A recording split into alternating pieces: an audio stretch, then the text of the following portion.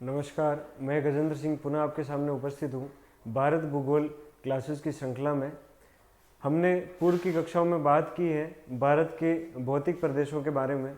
भारत के 5 भौतिक प्रदेशों उत्तरी पर्वतीय प्रदेश, उत्तर का मैदान, प्रायद्वीपीय पठार, तटीय मैदान और द्वीपों के बारे में हम विस्तार से चर्चा कर चुके हैं। साथ ही नक्शे में उनकी अवस्थिति और महत्वपूर्ण फैक्ट देख चुके हैं। तो भारत भूगोल की कक्षाओं में आगे का बिंदु होगा हमारा भारत का अपवाह तंत्र। तो पहले मैं बात करूंगा कि अपवाह तंत्र क्या होता है, नदी, सहायक नदी, वितरिका और जो भी शब्दावली, जो भी भौगोलिक शब्दावली नदी तंत्र के लिए उपयोग की जाती है उसके बारे में हम बात करने वाले हैं। तो आइए शुरू करते हैं भारत के अपवाह तंत्र को। उससे पहले हम बात करेंगे अपवाह तंत्र और उससे जुड़ी स्थलाकृतियों की। तो बिंदु है हमारा अपवाह तंत्र। अब मैं आपको बिल्कुल सिंपल और शॉर्ट तरीके से बताता जाऊंगा, ये आपको कहीं भी रटने की आवश्यकता नहीं है। तो आप इसको अच्छे से ध्यान से समझें और मस्तिष्क में उतारने का प्रयास करें। सबसे पहले हम बात करेंगे नदी की। अब नदी होती क्या है? नदी हम सब ने देखी है कि नदी कैसी होती है, पर नदी होती क्या है इसके बारे में अगर हम बात करें तो एक सामान्य सी परिभाषा में दूंगा कि दो प्राकृतिक तटों के बीच, तट कौन से? प्राकृतिक, दो प्राकृतिक तटों के बीच, तट कैसे होना चाहिए? प्राकृतिक। तो दो प्राकृतिक तटों के बीच स्वाभाविक, कोई उसमें मानवीय हस्तक्षेप नहीं हो, स्वाभाविक रूप से बहने वाले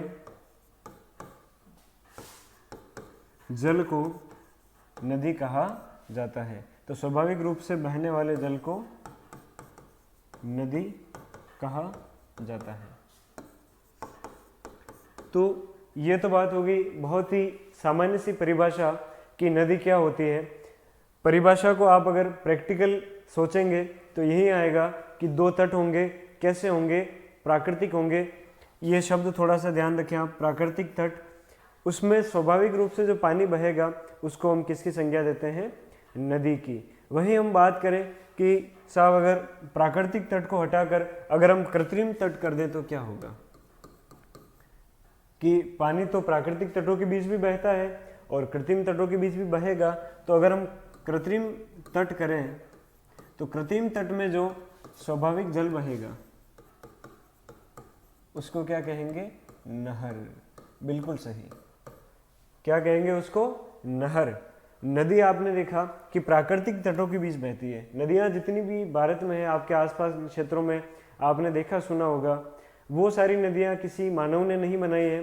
प्राकृतिक स्थलाकृतियाँ जो है उसके बीच नदी होती है। दो तट होते हैं, तट यानी नदी के किनारे, ये किनारे हैं, तट हैं, और इसमें जो स्वचालित या स्वाभाविक रूप से जो जल बहता है ढाल की दिशा के अनुरूप। अब जल किस तरफ बहता है? ढाल की दिशा के अनुरूप। तो उस जल को क्या कहते हैं? नदी।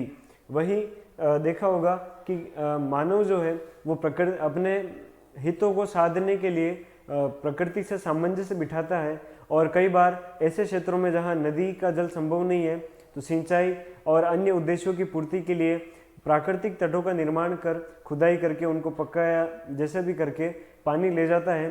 तो अगर तट अगर कृत्रिम है और उसमें जल बह रहा है तो उसको क्या कहा जाएगा? नदी। तो ये तो सामान्य सी बात हो गई कि नदी और नहर क्या होती है, उसमें जो बेसिक डिफरेंस है वो क्या होता है। ये परिभाषा कहीं पूछी नहीं जाती है, परंतु आपका कंसेप्ट क्लियर होने के लिए ये चीज़ें आपका जानना आवश्यक है। उसके बाद हम बात करें, उसके बाद हम देखें तो कुछ चीज़ें आती हैं। उद्गम स्थल, सहायक नदी और वितरिका, मुहाना, अपवाह तंत्र क्या होता है इसके बारे में थोड़ी सी बात करेंगे। जैसे ये कोई पर्वत, पहाड़ी या कोई शिखर या ऐसा स्थान जहाँ से नदी का उद्गम हो रहा है, तो यहाँ से नदी जैसे निकल के ये नदी ढाल की दिशा के अनुरूप अपना जल प्रवाहित कर रही है। तो जहाँ से नदी उत्पन्न होती है, जहाँ से उसकी शुरुआत होती है, उसको कहते हैं उत्पत्ति स्थल अथवा उद्गम कहलाता है। उत्पत्ति स्थल अथवा उद्गम किसको कहते हैं? उत्पत्ति स्थल या उद्गम जहाँ से नदी जन्म लेती है या जहाँ से नदी सर्वप्रथम प्रारंभ होती है। अगर सही शब्दों में कहा जाए तो जहाँ से नदी प्रारंभ होती है उसको उत्पत्ति स्थल या उद्गम कहा जाता है। अब एक चीज़ हमने देखी है कि नदी कोई एक धारा के रूप में नहीं बहती या एक किसी स्थान से प्रारंभ होकर नहीं चलती, उसमें अन्य कई सारी धाराएं मिलती रहती है और नदी का जल क्षेत्र बड़ा होता रहता है और वितरिकाओं के माध्यम से कई बार वो छोटा भी होता है। तो देखें कि जैसे ये कोई नदी है तो ये जो नदी है इसको कहेंगे मुख्य नदी। इसको क्या कहेंगे भौगोलिक शब्दावली में? मुख्य नदी। अब आप देखेंगे कि इस नदी में अन्य कई सारी नदियां भी आकर मिल रही है। तो जो नदियां मुख्य नदी के अतिरिक्त, परिभाषा थोड़ी ध्यान से सुनिएगा, मुख्य नदी के अतिरिक्त वे सभी जलधाराएं, मुख्य नदी के अतिरिक्त वे सभी जलधाराएं जो मुख्य नदी में अपना जल विसर्जित करती है, अपना जल गिराती है या अपना योगदान देती है, तो ये सभी नदियां क्या कहलाएगी? सहायक नदियां। ये अपने जल द्वारा क्या कर रही है? मुख्य नदी की सहायता कर रही है, तो ये नदियां क्या कहलाएगी? सहायक नदियां। तो सहायक नदी हो गई। अब बात करें वितरिका की, तो सहायक नदी तो क्या करती है कि अपना जल जो है वो मुख्य नदी में प्रवाहित कर रही है। अब वितरिका क्या है? जैसे नदी यहाँ से अलग अलग भागों में बढ़ती है और अपना जल जो है वो अलग अलग भागों में ले जाती है, तो ये कहलाएंगी वितरिका।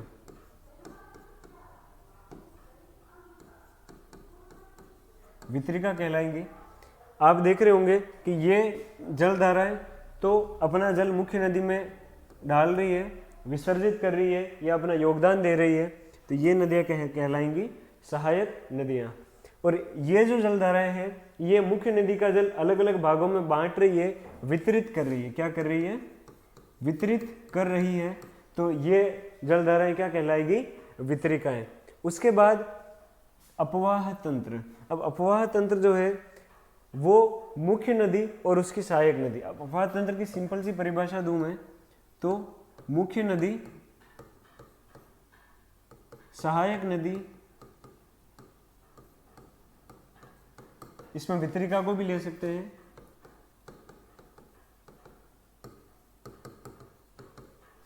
मुख्य नदी, सहायक नदी, उसकी वितरिका, ये सब जो पूरा एक जाल बनता है, जैसे यहाँ से भी कोई नदी आ सकती है, ये जाल जो है पूरा, ये पूरा तंत्र जो है ये क्या कहलाता है? अपवाह तंत्र। तो आपको बिल्कुल साथ के साथ समझना है, कहीं भी उलझन की स्थिति आपको नहीं रखनी है। नदी हमने देखा, उद्गम स्थल, सहायक नदी, वितरिका, अपवाह तंत्र। अब ये मुहाना कई बार आपको देखने मिलेगा। तो ये मुहाना क्या होता है? जब नदी अपना जल किसी सागर में विसर्जित करती है तो ये क्या कहलाता है? मुहाना। जैसे समुद्र है, समुद्र है, यहाँ नदी अपना जल डाल रही है, ये तट है, तो ये क्या कहलाएगा? मुहाना। मुहाना यानी वह स्थल जहाँ नदी अपना जल सागर में विसर्जित करती है, सागर या सहायक नदी अपना जल जहाँ मुख्य नदी में विसर्जित करती है, तो वो नदी का मुहाना कहलाता है। या यूँ कह सकते हैं नदी का जहाँ एंड जहाँ होता है, अंत जहाँ होता है, वो नदी का मुहाना कहलाता है। अब एक आप देखेंगे कि नदी का दायां तट यानी राइट हैंड साइड में बायां तट, लेफ्ट हैंड साइड, ये कई बार एग्जाम से पूछा जाता है और नदियों से इसी प्रकार के प्रश्न अधिकतर पूछे जाते हैं कि बाएं तट पर मिलने वाली नदियाँ या दाएं तट पर मिलने वाली नदियाँ। तो हम देखेंगे कि बायां तट और दायां तट क्या है। तो नदी जिस दिशा में प्रवाहमान है, जैसे अगर इस दिशा में नदी प्रवाहित हो रही है तो ये वाला कौन सा भाग हो जाएगा? ये LHS, लेफ्ट हैंड साइड हो जाएगा। अगर नदी इस भाग में प्रवाहित करे तो आप उनमें हाथ की स्थिति के अनुसार भी देख सकते हैं, ये तो हो जाएगा लेफ्ट हैंड साइड और ये बचा हुआ क्या हो जाएगा? Right hand side.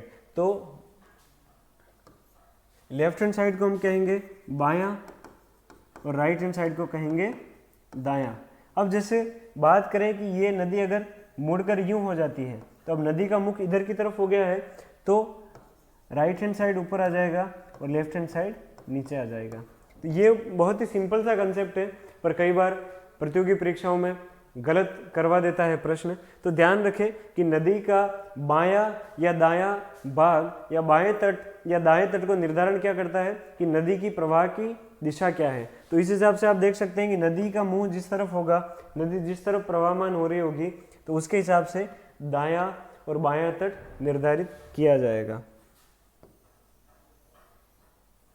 उसके बाद हम बात करें कि जल विभाजक।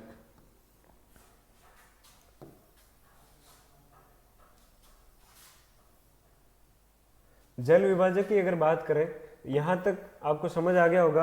अब जल विभाजक की बात करें तो जैसे ये कोई उच्चावच है या अपलिफ्ट लैंड है, ऊपर उठा हुआ हिस्सा धरातल का। अब जैसे बारिश होती है, जैसे वर्षण हो रहा है, तो ये इधर का जल इधर और यहाँ का जल ये, तो जल को जलधाराओं को विभाजित करती है। तो सिंपल सा है कि स्थल पर उठे हुए वे भूभाग जो जल को विभाजित करते हैं क्या कहलाते हैं? जल विभाजक। और ये जल विभाजक हमेशा ऊपर उठे हुए क्षेत्र ही होंगे। कौन से होंगे? ऊपर उठे हुए क्षेत्र। तो ये सिंपल सा है, आप समझ पा रहे होंगे कि जब कोई ऊपर उठा हुआ हिस्सा होता है और जल को अलग अलग भागों में बांट देता है तो उसको क्या कहेंगे? जल विभाजक।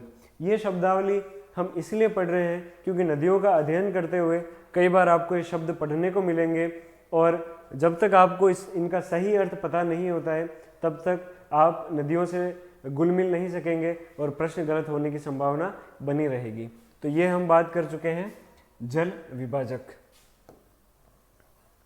अब बात करें कि जल ग्रहण क्षेत्र, या इसको कैचमेंट एरिया भी कहा जाता है। अब जल ग्रहण क्षेत्र क्या है?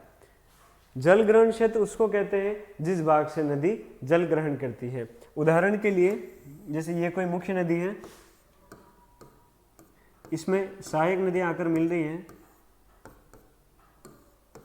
तो ये पूरा क्षेत्र जहां से नदी क्या करती है? जल ग्रहण करती है, तो वो क्या कहलाता है? आपका जल ग्रहण क्षेत्र। सामान्य सी बात है कि वह भूभाग या वह स्थलखंड या वे भाग जिनसे नदी और उसकी सहायक नदी अपना जल ग्रहण करती है, तो उसको तो कहते हैं हम जल ग्रहण क्षेत्र। और जिस भाग से नदी बहती है, अब देखेंगे कि जल ग्रहण क्षेत्र में ये पूरा क्षेत्र आएगा जहाँ से नदी बह रही है, नहीं, जहाँ से नदी अपना जल ग्रहण कर रही है। और बेसिन के अंतर्गत क्या आएगा? बेसिन के अंतर्गत केवल वे भाग आएंगे जिनसे होकर नदी बहती है। जिनसे होकर क्या बहती है? जिनसे होकर नदी बहती है। यानी बेसिन के अंतर्गत में बात करूं तो ये सारा इलाका, ये सारा क्षेत्र जो मैं आपको दर्शा रहा हूं, ये किस में आएंगे? नदी बेसिन के अंतर्गत। और जल ग्रहण क्षेत्र में क्या आएगा? जिस भाग से नदी जल ग्रहण करती है। तो ये सामान्य सा अंतर है किसमें? जल ग्रहण क्षेत्र में और बेसिन में। अब आप आसानी से बता पा रहे होंगे कि जल ग्रहण क्षेत्र व्यापक होता है या बेसिन, तो आपको देखते ही पता चल जाएगा कि जल ग्रहण क्षेत्र क्या होता है, ये थोड़ा सा व्यापक होता है। तो ये कुछ चीज़ें हैं, यहाँ तक आपको आशा करता हूँ समझ आ गई होगी कि जल ग्रहण क्षेत्र क्या होता है और बेसिन क्या होता है। चलिए आगे बात करें। तो गोखुर झील, इसको ऑक्स बो लेक भी कहा जाता है, यानी गाय के खुर के समान जो झील है। अब गोखुर झील क्या होती है, किस तरीके से बनती है, हम जब नदियों का अध्ययन करेंगे तब गोखुर झीलों के बारे में भी पढ़ेंगे। तो जान लेते हैं कि गोखुर झील क्या होती है और किस प्रकार से बनती है। अच्छा, एक चीज़ और बता दूं मैं आपको, नदी विसर्प, एक और पढ़ेंगे हम नदी विसर्प। नदी विसर्प करके भी एक स्थलाकृति होती है। अच्छा, ये जो चीज़ें आप अगर अपने नोटबुक में बनाना भी चाहें तो वीडियो पॉज करके आप आराम से बना सकते हैं। मैं आपको बस बताता जा रहा हूँ, या सीधे तौर पर अगर आप समझे तो भी ठीक है। नदी विसर्प क्या होती है? अब नदी यूँ तो है ही नहीं। अब एक चीज़ है कि नदी यूँ तो है ही नहीं कि बिल्कुल सीधी रेखा में गतिमान होगी। क्योंकि धरातल हमेशा एक सा नहीं है। तो धरातल जब एक सा नहीं होता है तो नदी जब सर्पिलाकार आकृति में बहती है, जैसे नदी है ये सर्पिलाकार आकृति में बहती है, तो इसको क्या कहते हैं? नदी विसर्प, नदी विसर्प कहते हैं। अब एक चीज़ जो हमने जानी कि नदियाँ कई बार क्या है कि अवसाद इकट्ठा होने की स्थिति में अपना मार्ग भी परिवर्तित कर देती है। नदियाँ क्या करती है? अवसाद इकट्ठा होने की स्थिति में अपना मार्ग भी परिवर्तित कर देती है। जैसे कि मैं आपको उदाहरण दूँ, ये नदी है, अब यहाँ पर क्या है कि अवसाद जमा होने लग गए। क्या होने लगे? अवसाद जमा होने लगे, तो नदी का जल क्या है कि सीधे यहाँ से मिल गया। अब ये नदी इस प्रकार नहीं होके इस प्रकार है, जो भी है, मतलब ये हिस्सा यहाँ आपका बच गया है।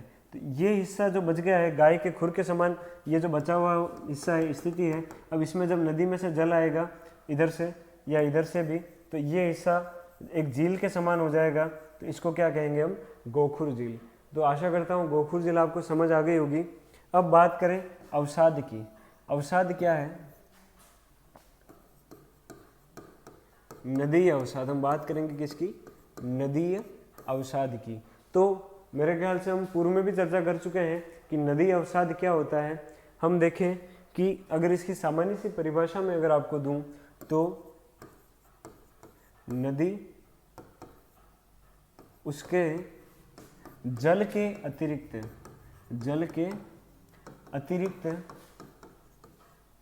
जो भी बहाकर लाती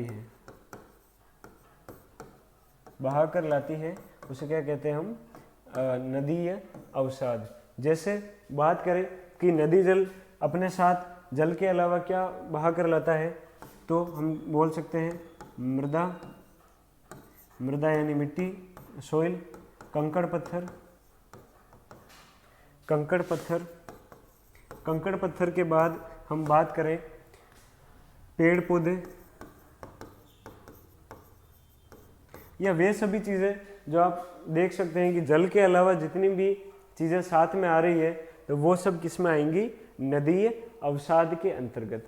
अब नदीय अवसाद जब आते हैं, अब एक आप ध्यान रखें, जैसे पर्वत है, यहाँ पर जब बारिश होगी तो यहाँ की बारीक मिट्टी बह के कहाँ आ जाएगी? मैदानी इलाकों में। ये मैदान है, मैदानी इलाकों में जमा हो जाएगी। अब जब बारीक मिट्टी आ रही है और हर वर्ष बारिश होती है, हर वर्ष मृदा बह के मैदानी क्षेत्रों में आती है, तो ये मृदा है, इसमें खनिज लवणों की मात्रा भरपूर मात्रा में होगी और इसको क्या कहेंगे? जलोढ़ मृदा। जलोढ़ मृदा कहेंगे। और जलोढ़ मृदा की क्या खासियत होती है?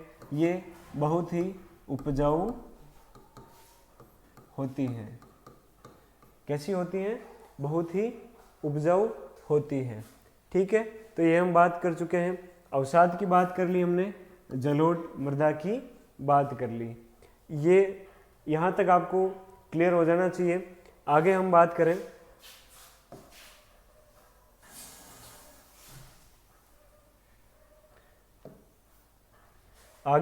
करेंगे अपवाह प्रतिरूप की। तो कई बार अपवाह प्रतिरूप, अब प्रतिरूप क्या होता है?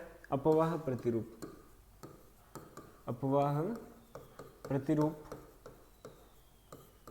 अपवाह प्रतिरूप वो होता है जब नदी अपने मार्ग में बहते हुए, नदी प्रवाहित होते हुए,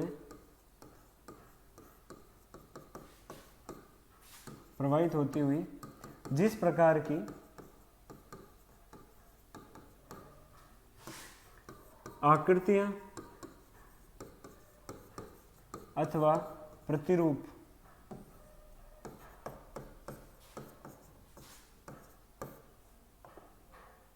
आकृतियां अथवा प्रतिरूप बनाती है, उसे,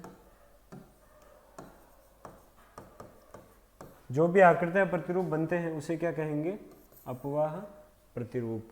ठीक है, तो अपवाह प्रतिरूप कितने प्रकार के होते हैं ये हम बात करेंगे अभी।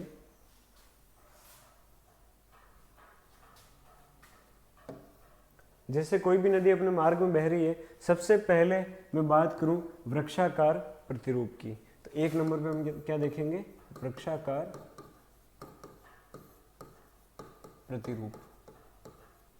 वृक्षाकार प्रतिरूप में जैसे एक वृक्ष होता है, ये जैसे वृक्ष है, इसकी कई सारी टहनियाँ होती हैं, तो इस तरह की अगर कोई स्थलाकृति बनाती है, अगर नदी प्रतिरूप बनाती है, तो उसको क्या कहते हैं? वृक्षाकार प्रतिरूप। कैसे मैं बात करूं, जैसे ये कोई मुख्य नदी है, अब जैसे इसकी सहायक नदियां आकर मिल रही हैं,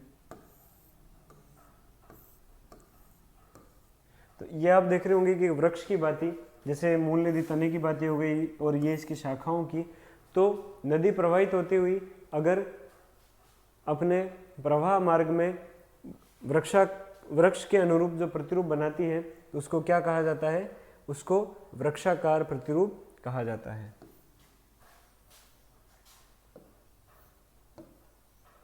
दूसरे नंबर पे हम बात करें तो आयताकार प्रतिरूप। अब आयताकार प्रतिरूप कैसे? जब कोई भी नदी, बात कर रहे हैं हम आयताकार, आयताकार प्रतिरूप, जब नदी अपने मार्ग में बहती है और जब कभी वो भ्रंश घाटी से बहती है। अब घाटियाँ ऐसी होती, सीधी घाटी दरार जब पड़ती है, उसमें से आके लगभग जब 90 डिग्री के कोण या लगभग उससे मिलते जुलते कोणों पर आयताकार रूप में जब प्रतिरूप बनाती है, तो उसको क्या कहते हैं? आयताकार प्रतिरूप। तो ये कुछ इस प्रकार से दिखता है, ठीक है। तो ये बहुत ही सामान्य सा प्रतिरूप है, आयताकार प्रतिरूप। अब आगे बात करें अरीय प्रतिरूप। किसकी बात कर रहे हैं हम? अरीय प्रतिरूप।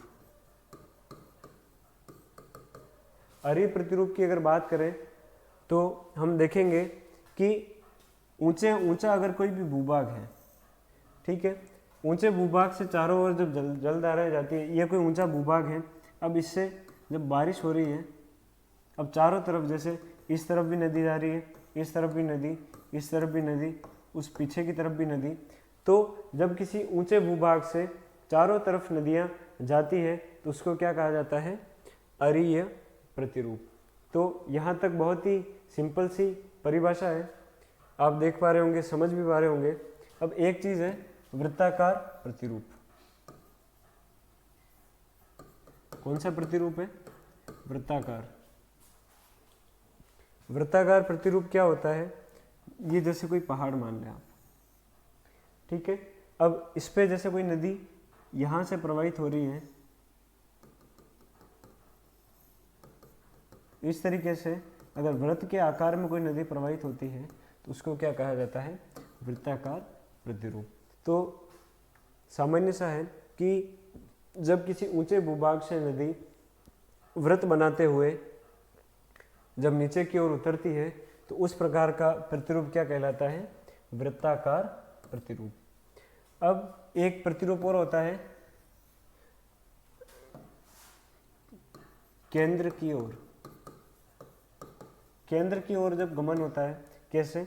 जैसे किसी स्थान के आसपास का क्षेत्र अगर ऊपर उठा हुआ है, तो वहाँ जो प्रतिरूप बनता है, उसके बीच में जब जल इकट्ठा होता है, तो उसको क्या कहते हैं? केंद्र की ओर जाने वाला अपवाह प्रतिरूप। अब कैसे? जैसे ये कोई, जैसे सांबर झील का उदाहरण लूँ मैं, किसका उदाहरण ले रहा हूँ? सांबर झील का। अब सांबर झील जो है वो जिस क्षेत्र में स्थित है, वहाँ का एरिया थोड़ा सा दबा हुआ है और आसपास का क्षेत्र ऊपर उठा हुआ है, तो इधर से जल किस प्रकार आप देख रहे होंगे कि केंद्र की ओर आ रहा है, तो ये केंद्र की ओर जाने वाला प्रतिरूप है, ठीक है। तो सांबर झील में किस प्रकार का प्रतिरूप बनता है? केंद्र की ओर जाने वाला। तो ये देख रहे होंगे, ये आसपास का क्षेत्र, ये ऊपर उठा हुआ और ये निम्न क्षेत्र है, इस प्रकार, ठीक है। तो ये सांबर झील का उदाहरण है। एक बार मैं आपका पुनः रिवीजन करवा देता हूँ। नदी क्या होती है? दो प्राकृतिक तटों के बीच स्वाभाविक रूप से बहने वाले जल को क्या कहा जाता है? नदी। अब उद्गम क्या है कि जहाँ से नदी प्रारंभ होती है या जहाँ से नदी का जन्म होता है, वो उसका उद्गम स्थल है, उत्पत्ति स्थल है। फिर बात करें सहायक नदी, तो मुख्य नदी में जो भी जलधाराएं अपना जल प्रवाहित करती हैं, विसर्जित करती हैं, उसको सहायक नदी कहा जाता है। वितरिका वे जलधाराएं जो मुख्य नदी के जल को वितरण करने का कार्य करती है, डिस्ट्रीब्यूट करने का कार्य करती है, उनको वितरिका अथवा डिस्ट्रीब्यूटरी कहा जाता है। अपवाह तंत्र, मुख्य नदी उसकी सहायक नदी, ध्यान से सुनिएगा, अपवाह तंत्र किसे कहते हैं? मुख्य नदी उसकी सहायक नदी और वितरिकाओं के माध्यम से जो भी तंत्र या जाल का निर्माण होता है उसको क्या कहते हैं? अपवाह तंत्र कहते हैं। ठीक है, उसके बाद हम बात करें कि मुहाना, जहाँ नदी अपना जल गिराती है, जहाँ नदी अपना जल गिराती है उसको मुहाना कहा जाता है। नदी के दाएं तट और बाएं तट के बारे में हम जान चुके हैं। ठीक है, उसके बाद हम बात करें जल विभाजक की, तो जल विभाजक किसको कहते हैं? कि जो ऊपर उठा हुआ वह भूभाग जो जल को जल के विभाजन का काम करता है वो जल विभाजक कहलाता है। जल ग्रहण क्षेत्र, वह क्षेत्र जहाँ से नदी अपना जल ग्रहण करती है वो जल ग्रहण क्षेत्र है। साथ ही हमने ये भी जाना कि बेसिन क्षेत्र क्या है? बेसिन क्षेत्र वो है जहाँ से नदी प्रवाहित होती है, यानी वो स्थल जो जहाँ से नदी अपना जल प्रवाहित करती है वो मार्ग पूरा बेसिन कहलाता है। उसके बाद हमने गोखुर झील के बारे में जाना। अब गोखुर झील क्या है? गोखुर झील का मतलब है कि जब नदी विसर्प बनते हैं और नदी किसी कारण अपना मार्ग परिवर्तित कर देती है तो जो विसर्प का एक हिस्सा होता है गाय के खुर के समान या गोखुर जिसको कहा जाता है उस आकृति में जब बनता है उसको गोखुर झील कहा जाता है। साथ ही हमने बात की अवसाद की। अवसाद की हमने बहुत ही सामान्य सी परिभाषा देखी कि नदी अपने जल के अलावा जो भी वस्तुएं, जो भी चीज़ें साथ में प्रवाहित करती है वो किसके अंतर्गत आती है? अवसाद के अंतर्गत आती है। अब जलोढ़ मृदा, जब नदी ऊंचे क्षेत्रों से या ऊपर उठे हुए क्षेत्रों से, पहाड़ों से, पर्वतों से निकलती है तो वहाँ की सबसे ऊपर की मिट्टी जो होती है उसको अपने साथ बहाकर लाती है, उसको जलोढ़ मृदा कहते हैं। उसके बाद हम बात करते हैं कि अपवाह प्रतिरूप। अपवाह प्रतिरूप, नदी अपने मार्ग में प्रवाहित होते हुए जिस प्रकार के प्रतिरूप या स्थलाकृतियाँ बनाती है अपवाह प्रतिरूप, उसमें हमने जाना आयताकार, अरीय, वृत्ताकार, केंद्र की ओर जाने वाला। अब एक चीज़ है, अपवाह तंत्र के अंतर्गत हम पढ़ेंगे कि अवनलिका अपर्दन या चादर अपर्दन। तो अपर्दन क्या होता है? अपर्दन के बारे में भी थोड़ी हम बात कर लें।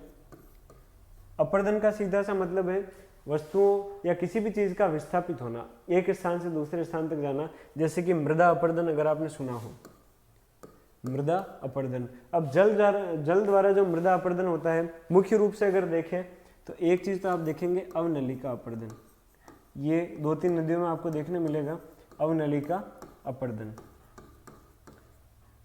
अवनलिका अपर्दन क्या है कि जब नदी की, जैसे ये पहाड़ है, यहाँ से जब उतर रही है तो आपने देखा होगा कि ऐसी दरारें बनाकर नलीनुमा आकृति से ऐसे प्रतिरूप बनता है, यानी नलिकाओं के माध्यम से जब नदी का जल प्रवाहित होता है और अपने साथ मिट्टी बहा कर लाता है। अब ये नलिकाएं कुछ कम गहरी नहीं होती, बहुत गहरी होती है और ये इस स्थलाकृति की जो भी उपजाऊ मिट्टी होती है वो बहाकर ले आती है। ये तो हो गई अवनलिका अपर्दन, यानी नलिकाओं के माध्यम से जो अपर्दन होता है, गहरी उसमें खाइयाँ बन जाती है। चंबल नदी इसके लिए जानी जाती है। दूसरी बात करें चादर अपर्दन। चादर अपर्दन उन क्षेत्रों में होता है जो अवनलिका अपर्दन से अपेक्षाकृत कुछ कम ऊपर उठे हुए क्षेत्र जो होते हैं, जैसे कि ये कोई क्षेत्र है। अब यहाँ पर जैसे बारिश हुई तो ये पूरा का पूरा हिस्सा चादर की चादर, इसकी उपजाऊ मिट्टी बह के चली जाएगी, तो उसको क्या कहेंगे? चादर अपर्दन। तो यहाँ हमने बात की अपवाह तंत्र के बारे में, मुख्य नदी, सहायक नदी, उसकी जो वितरिकाएं हैं, मुहाना।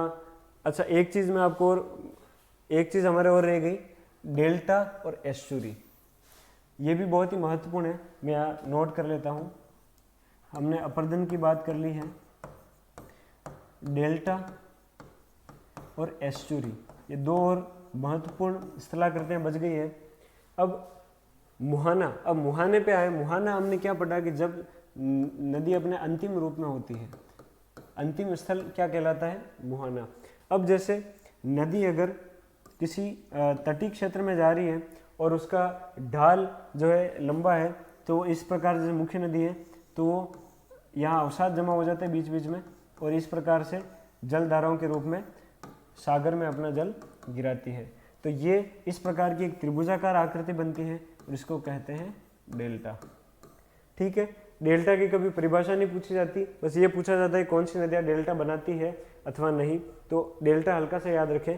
तो ये तो बात करें जब मुख्य नदी अलग अलग वितरिकाओं में के माध्यम से अपना जल समुद्र में गिराती है, डेल्टा कहलाता है। अब बात करें एस्चुरी, जब नदी सागर की ओर जैसे गिर रही है और उसका ये जैसे कोई भूभाग है, यहाँ से नदी प्रवाहित हो रही है और बिल्कुल इस प्रकार से अगर सागर में अपना जल गिरा रही बिना डेल्टा बनाए, तो इसको सामान्य भाषा में एस्चुरी कहा जाता है।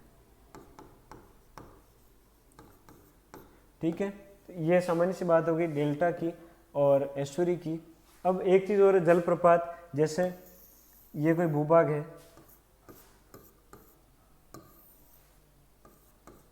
नदी अपने मार्ग में प्रवाहित हो रही है और प्रवाहित होते हुए जब इस प्रकार की स्थलाकृति बनती है, जब नदी का जल ऊपर से गिरता है, उसको क्या कहते हैं हम, जल प्रपात। तो ये कुछ सामान्य सी चीज़ें हैं, हमने समझी नदी के बारे में, जाना किस प्रकार की स्थलाकृतियाँ बनाती हैं। तो आशा करता हूँ कि ये सभी आपको अच्छे से समझ में आया होगा। आगे की कक्षा में हम बात करेंगे भारतीय अपवाह तंत्र के बारे में, उसमें कहीं ना कहीं आपको ये जो है सारे देखने मिलेंगे। तो आप क्या करें कि इनको अच्छे से समझें और चित्र बनाकर याद रखने की कोशिश करें। मिलते हैं अगली कक्षा में भारतीय अपवाह तंत्र या भारतीय नदियों के साथ में। बहुत बहुत धन्यवाद।